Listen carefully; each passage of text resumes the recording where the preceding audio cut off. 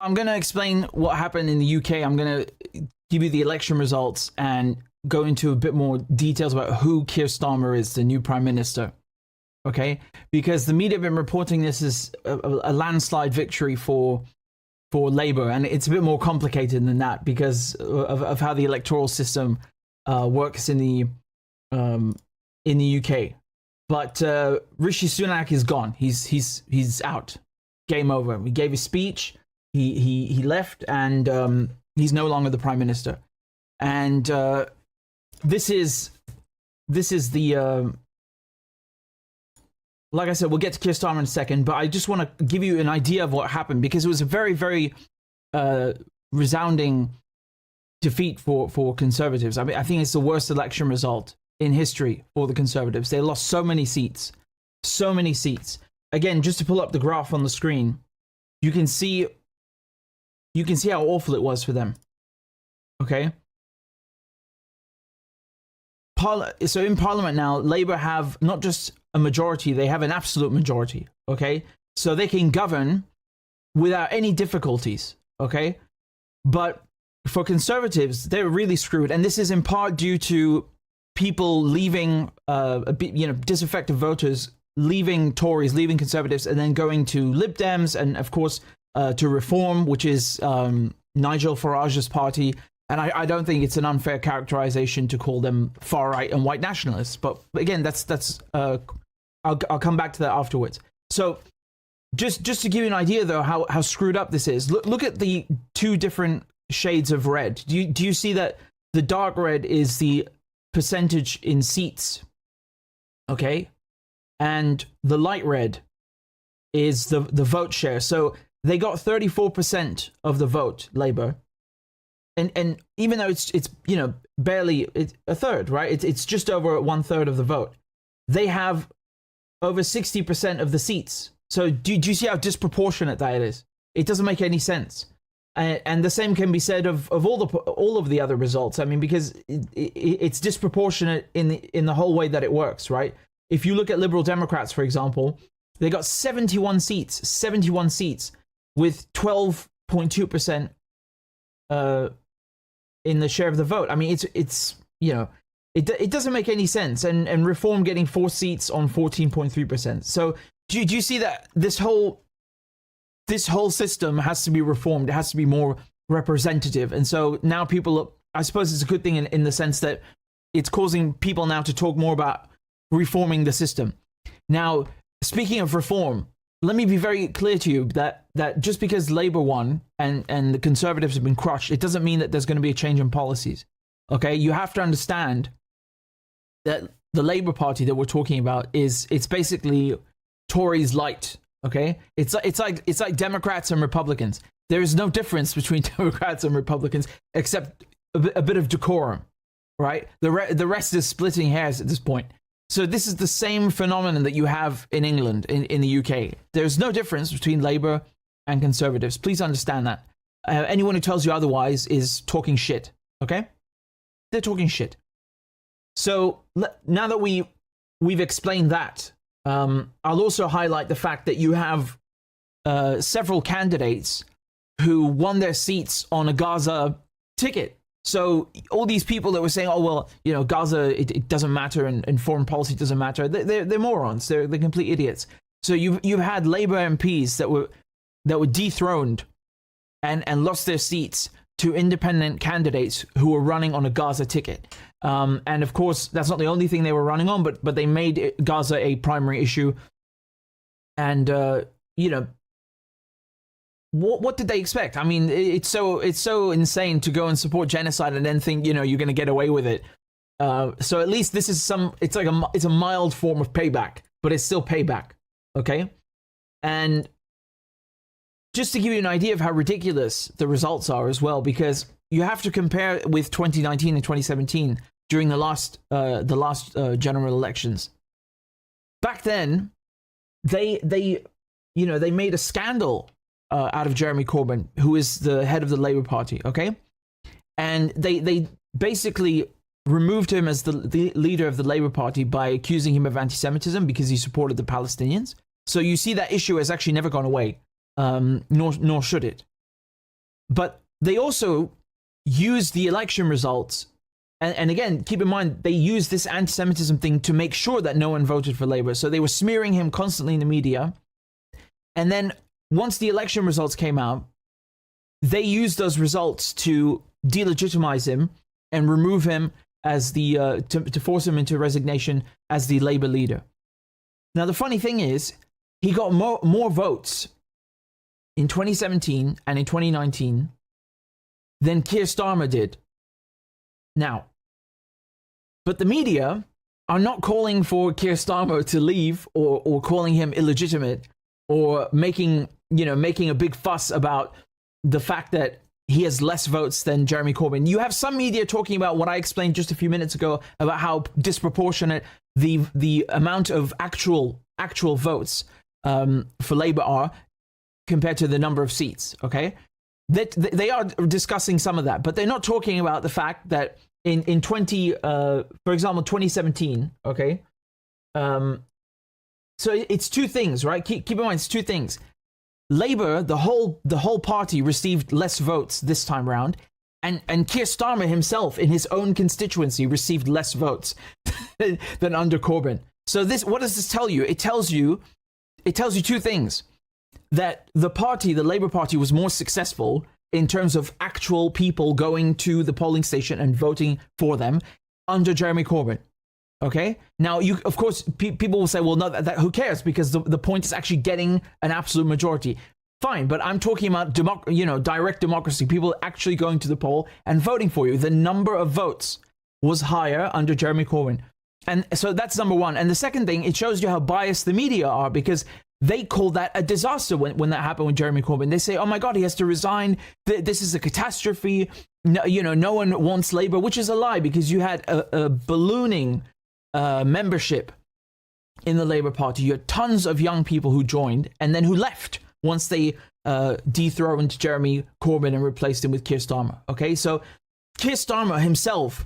Now let's move on to Keir Starmer, actually. But I think I'll just read to you the number of votes, if you'll allow me, just to show you how crazy it is, the difference. So Keir Starmer himself in his own constituency, this is in Holborn and St Pancras. In 2017, he got 41,300 votes. Okay, I'll just round it down to the first two figures. So he got 41,000 votes in 2017. In 2019, he got 36,000 votes. Yesterday, he got 18,000. Okay, so this is the Prime Minister in his own constituency. He had 41,000 votes in 2017. 36,000 votes in 2019, 18,000 votes. So basically, the amount of people that voted for him in his own constituency cut by half. And that's under his own leadership. He is the head of the party. It's unbelievable. It's unbelievable. So he barely scraped by, right? You could say it's hilarious. It really is. It really is. And that's in his own constituency. All right. So he fared better under Jeremy Corbyn. Do you know why? Because when Jeremy Corbyn was the head of the Labour Party, he was his most ardent supporter, like in public, and then he stabbed him in the back and in the front. And I'll come back to that in just a second. I just want to again give you the figures for the whole Labour Party. Okay, so so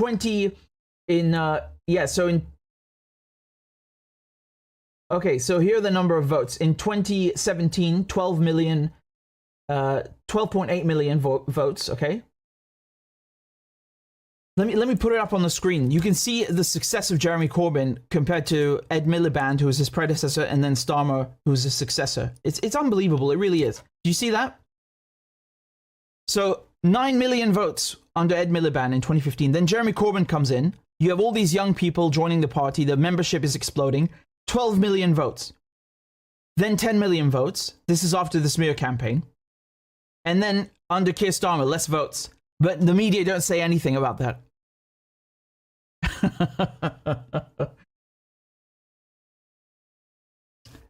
So let me introduce you to the new Prime Minister, okay?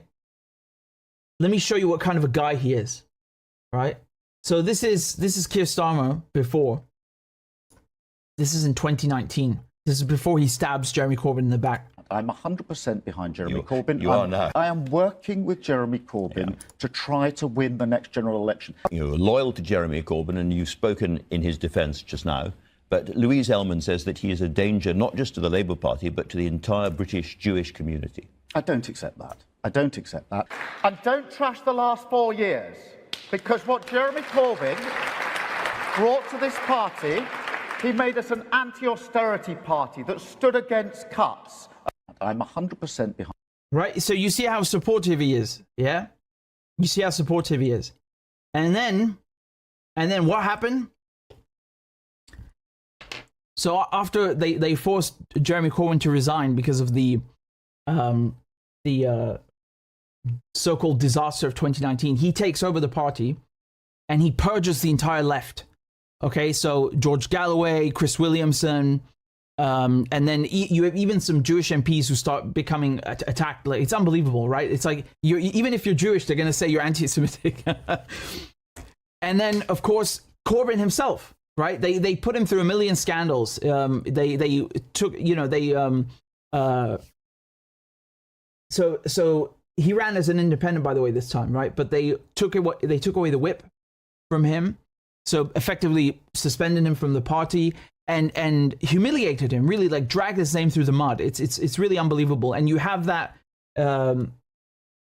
residual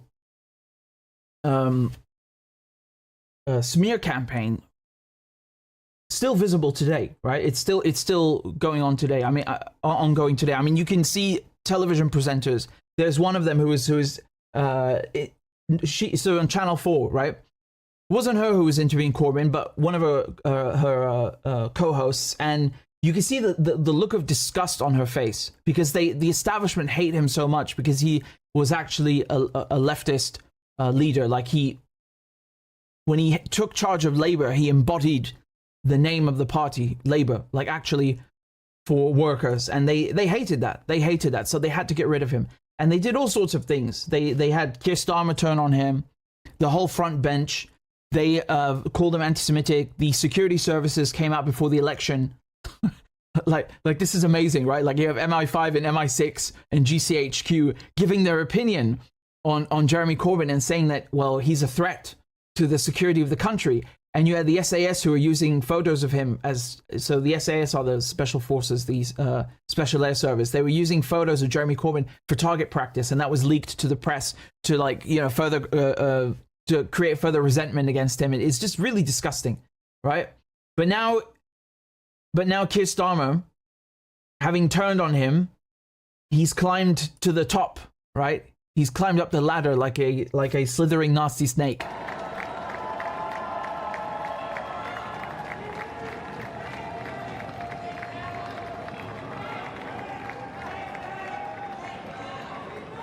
I mean, it's so choreographed. It's so choreographed.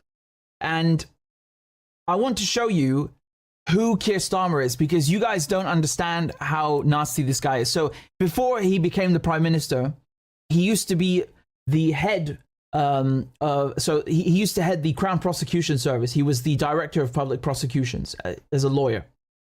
Do you know what he did? Do you remember the paedophile Jimmy Savile, the BBC presenter? Like, oh, nobody knew he was a paedophile until he died, and then suddenly the scandal comes out.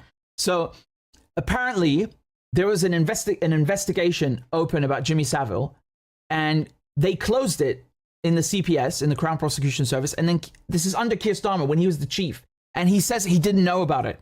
How do you not know about that? How do you not know about this case being closed? I don't believe that for 1 second. This guy's a liar. Another thing, he went to the United States several times, presumably to talk about Julian Assange with the Americans. This is when Julian Assange was still in the embassy, okay? And again, under his Crown Prosecution Service, the lawyers were emailing Sweden and telling them not to come to Britain to speak with Julian Assange, because there were no charges against him, but they wanted to question him, okay? And they wanted to extradite him to question him. I've never heard of that in my life. That's you extradite someone for questioning. There are no charges and there's no case, but so it's ridiculous. And he was saying, well, if you send a prosecutor to London, I can speak with them. If you want to do it over video, I can do that as well. So he wanted to cooperate with them. But the British government, the CPS under Keir Starmer, were telling Sweden not to do that under any circumstances because they wanted to get him to Sweden and then extradite him to America. That was the whole plan. Okay? So Keir Starmer went to the United States and then all of the records of his trips were destroyed. Let me repeat that. He went to the United States and all of the records of his trips were destroyed. They just destroyed them. Stefania Maurizio was interviewing her yesterday.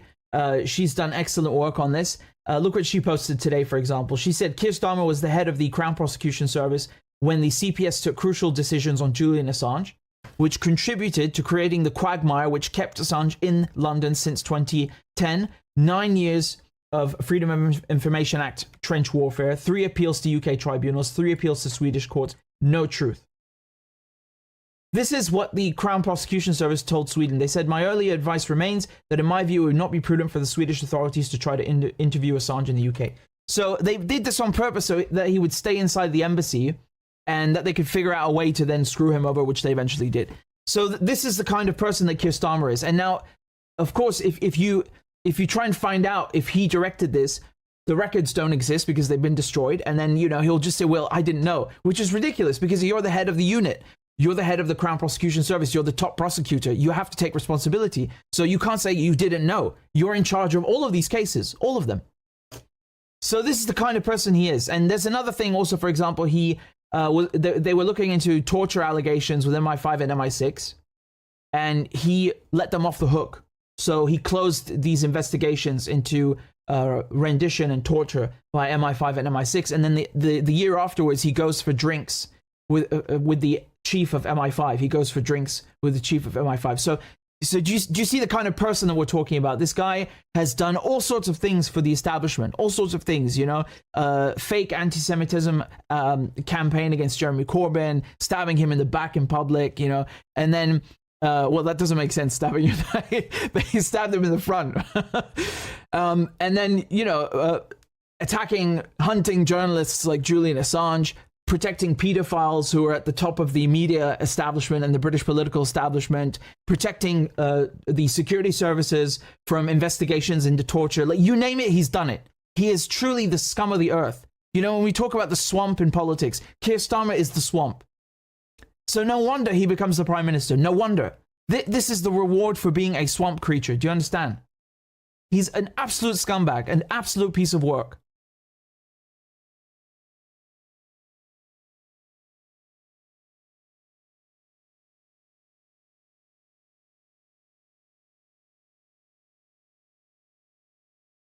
The Israeli president tweeted this out.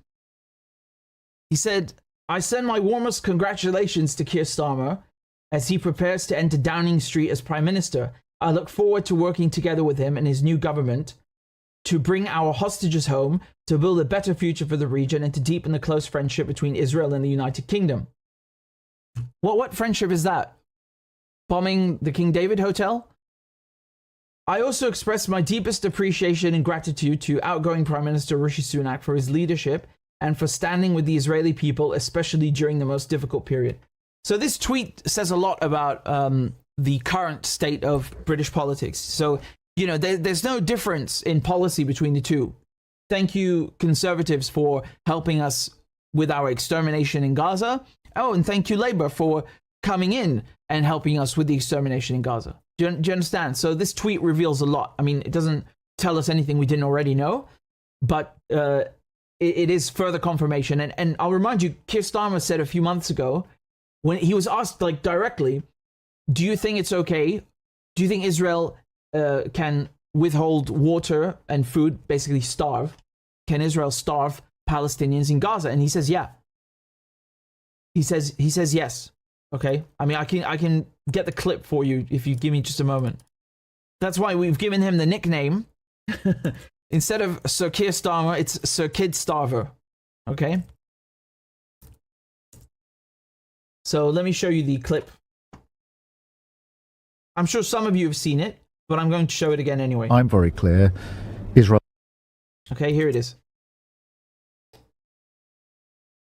Israel must have that, does have that right to defend herself, and Hamas bears responsibility. A siege is appropriate? Cutting off power, cutting off water? Sakir? Well, I think that Israel does have that right. It is an ongoing situation. Obviously, everything should be done within international law, but I don't want to step away from the sort of core principles that Israel has a right to defend herself and Hamas bears responsibility for these terrorist acts. And I would call on all responsible states, particularly Middle East responsible states, to call this out for what it is, and to stand with the world in condemning, utterly condemning, these actions by Hamas. I'm very clear. What's funny about this is that he is a lawyer, and not just a lawyer, a barrister. He was the head, as I said before, the director of public prosecutions of the United Kingdom. And he specialized in humanitarian law. So it's not like he doesn't know what he's talking about. You don't have to be a lawyer to recognize that starving civilians is wrong and withholding water is wrong, and that it's a war crime. It is a war crime, unequivocally a war crime. But he is legally qualified to make that assertion. And then he goes ahead and says, yeah, it has the right. Well, great. I can't wait for you to see you in The Hague, because that's where you're going, right? So we have another war criminal prime minister, and it's so fitting that he's the first one to be elected since Tony Blair. They're such a good pair together, aren't they? Two Labour war criminal prime ministers. So, you know, the Conservatives in the last weeks, they submitted clarification. They asked for clarification from the ICC about, from the ICJ and the ICC for about whether, you know, it has jurisdiction over Palestine, and they do. We know this. I reported on this 2-3 years ago when they already established that under Fatou Bensouda, right? So she was the old chief prosecutor. So they use this as a delay tactic to avoid issuing arrest warrants. And that takes me to another thing. Do you know what Keir Starmer did? He blocked arrest warrants, not for Netanyahu, but for a previous Israeli politician, the foreign minister, right? So when there was a trip, they were planning to come to the UK, right? He helped block their arrest warrants so that, you know, they wouldn't be arrested back then. I mean, real absolute scumbag, you know? So this is with Tzipi Livni, right? Livni. So she was the Israeli foreign minister, and this is when they were bombing Gaza in 2008, right? But don't forget, it started on October 7. So Israel was bombing Gaza in 2008, and they were going to try and arrest Livni, not in the UK, right? Like in British jurisdiction, when she would arrive in this visit in 2011, and he blocked it. And they're also censoring emails about that, right? So the bombing happened in 2008, and the trip was planned for 2011, and they warned the Israelis and made sure that nothing happened. So he has protected the Israelis over and over again. Another interesting fact that you might not know: his wife is Jewish. Now, obviously, being Jewish doesn't make you an Israeli. I know the Israelis want you to think that, but in this case, absolutely, his wife is like a 100% Zionist, and he himself has said. He calls himself an unequivocal Zionist. Okay? Those are the exact words that he used. Unequivocal Zionist. All right? So, this is the type of person that we're dealing with. A true absolute swamp creature. He has done it all. You name it, he's done it. Some other funny things, you know, he's named David Lammy as the foreign secretary. So now David Lammy's coming in to take over from David Cameron, who, again, David Cameron came back into politics as foreign minister, and he wasn't elected as an MP, which you can't do that. You have to be elected as an MP, and you have to have a mandate from the public before you can be given a cabinet position. But in any case, he's gone now. Good riddance. And now we have David Lammy, who is basically a chubbier black version of David Cameron. Isn't that great? we have the same scum war criminals, but wearing different clothes, and that's the message that I wish to impress upon you, is that the government has simply changed its clothes. It's not a new government. It's the same government with different clothes, with different faces, right? Please understand that. That's very important. Funny thing is Liz Truss, who had the shortest premiership in Britain's history. What was it again? 50 days. She's become the first former prime minister in 90 years to lose their seat at a general election, and she lost by 630 votes. Okay. The media. So this is a headline from the Telegraph. They were happy because George Galloway, unfortunately, lost his seat. And this is the headline that they ran. They said, "Goodbye, Galloway. This was a triumph for Israel." Can you believe that? Can you believe that? They actually ran this headline. I mean, it's... They can't hide, they can't hide their glee. They can't hide their glee. Remember that George Galloway has been a parliamentarian, elected to parliament 7 times. Okay, and this count in Rochdale, he lost by barely 1,000. What is it? 1,200 votes. Let me see. 13,000 versus 11,500. Okay, so roughly 1,500 votes. Yeah. So, I mean, the other guy scraped, barely by the skin of his teeth got elected.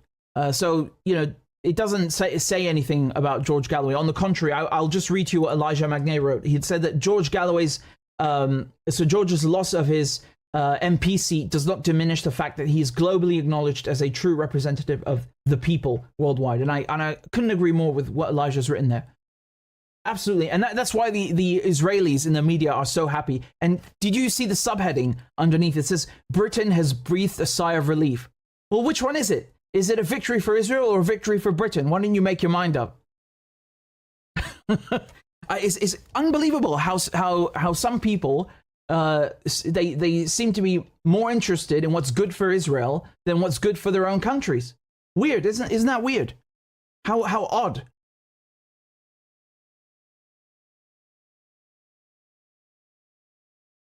You've got several candidates who could have gone and won it had the Green Party, for example, not come in and split the votes. Okay, so just to give you an example, Leanne Mohammed, she lost in Ilford North by 528 votes. That's nothing. Nothing. James, 1,500 votes. Look, 600 votes, 693 votes, 1,600.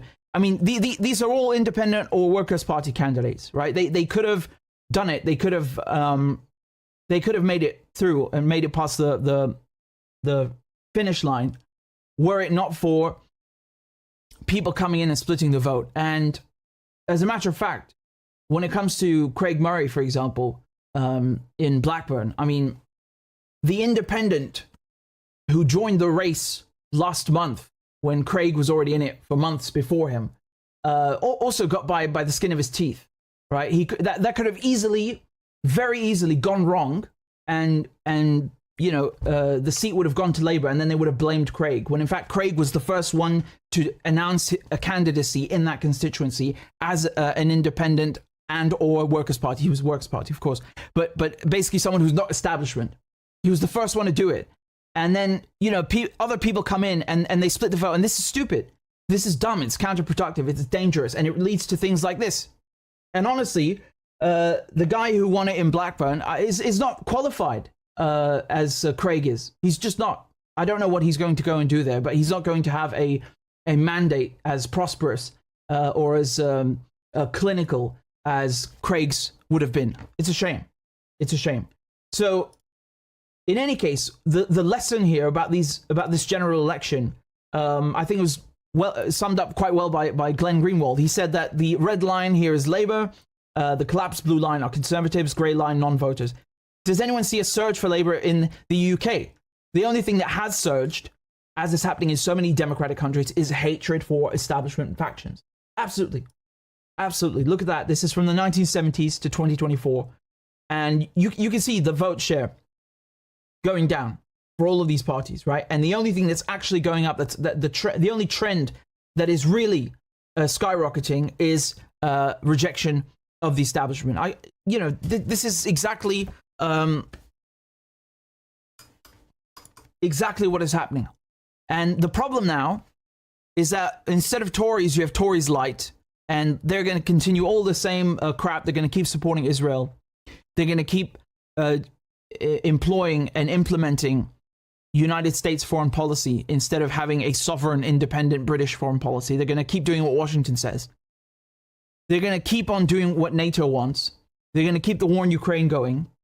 They're going to keep provoking World War III with Russia and China. And they're going to continue screwing over working class people. And you're going to, because you have so many disaffected voters, I don't know why this is the trend in Europe, because it stinks. But many of them seem to go to the far right, which, what has that ever done for them? I mean, what has that ever done for them? What good has that ever done? But that's what's going to happen the next general election, I fear, is that you're going to have a lot of disaffected voters who end up going to far-right parties, and you're seeing that already everywhere. I mean, even Labour, if we talk about Labour in the UK, it is a far-right party, actually, and I said that yesterday in my video. So, if you look at the policies and the program that Keir Starmer was putting forward, he wasn't even trying to appeal to people on the left. He was simply trying to appeal to conservative voters and people to the right. So, that's where we are right now. It's really just a far-right Overton window. So there you go. There you go. That is the result. We have a scumbag war criminal as prime minister, nothing new. We have working class people who've been screwed, nothing new. And we have militarism and the security services and all of these lovely, genocidal policies at the heart of the government's domestic and foreign policy. Really great, wonderful. It's so good. It's so good. Really, I don't know what to tell you. I don't know what to tell you besides it.